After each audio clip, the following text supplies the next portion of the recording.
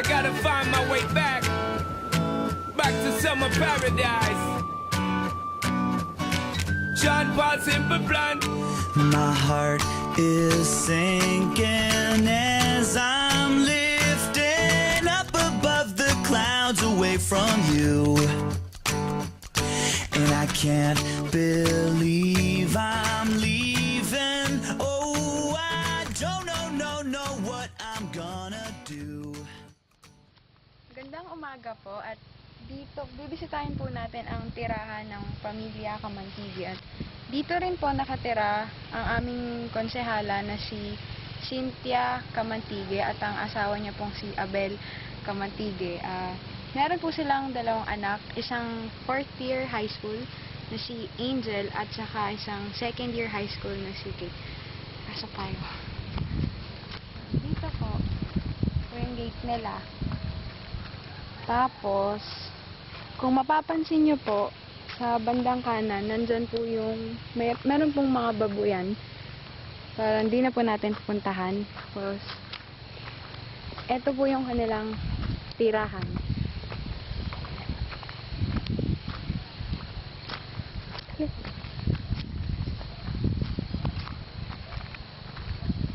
Ang asawa po niyang si Mr. Abel, minsan po sumasideline ng tricycle po para dagdag income rin po nila.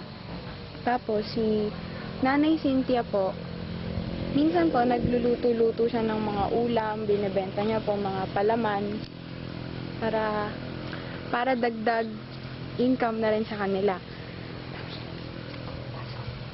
Ngayon po, papasok na po tayo sa kanilang bahay. Ito po yung terrace.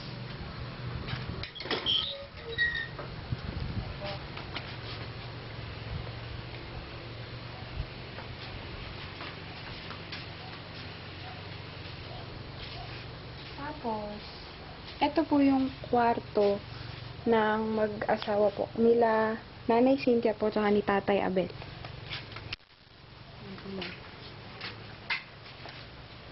Medyo madilim nga lang po, pero malamig naman po dito.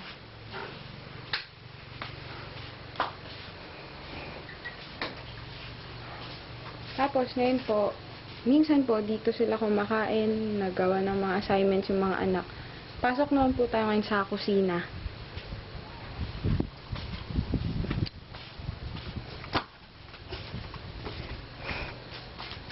Ito po yung kanilang kusina. Diyan po yung mga baso, pinggan. Tapos, dito po, madalas naghuhugas ng plato. Dito po, yung lutuan. Diyan po kami nagluluto.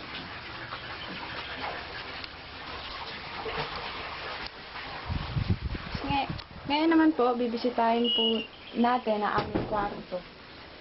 Kwarto ng kanya pong dalawang anak na babae. Na ngayon po, dito po kami natutulog. Yung dalawa po yung anak, dito po.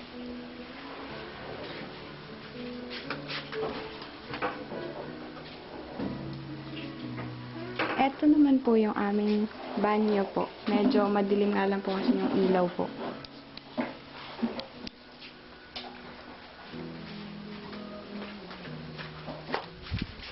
Ngayon po, nakita niyo po ang aming bahay. Salamat po.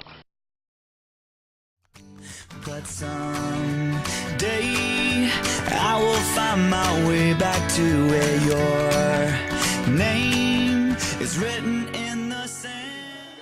Magandang gabi po sa mga taga-Barangay Kabuuan, Santa Maria. Bago po ang lahat, nagpapasalamat po kami sa inyong pagtanggap sa aming mga estudyante. Kasama ko po ang tatlong student pasi. Yung isa po dito ay isa pong graduating student ng HRM, si Kuya Neil. Kuya Neil, halika rito. Papakilala kayo mga pasis. Kuya Neil. Tapos may dalawa po tayong graduates ng veteran na tumutulong din po sa ganitong mga pagdiriwang kaganapan. Kasama rin po natin alumnus, si Kuya Don. Siya po ang aming tigaluto. Si Kuya Neil naman, siyang aming tiga-aliw. Yan, sa aming pag kami napapagod.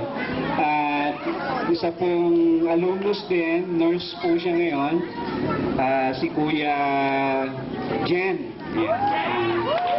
Pangalawang gawa po pagkatapos ko. Si Kuya Jen. So kami po yung naatasan na italaga dito sa Barangay Kabuuan, Santa Maria para sa Makipamuhay 18 para sa taong ito. Ang mga kasama ko po ay mga estudyante ng BS Psychology. At siyempre, kasama po nila ang IT students. Palakpakan naman yung mga IT.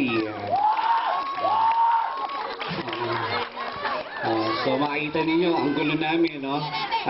Kanya-kanya kami ng trabaho. At nakakatuwa, kahit mahirap, no? Kasi napansin namin, ang layo nung nilalakad papunta doon sa Bagong Silang. No? Karamihan po ng mga estudyante ay nandun sa area po niya. Pero kahit po ganon, lalo na sa isang pagdiriwang na ganito, parang nawawala yung pagod namin. No? Kaya sana, maging masaya tayo matapos ng maayos ang ating pagdiriwang.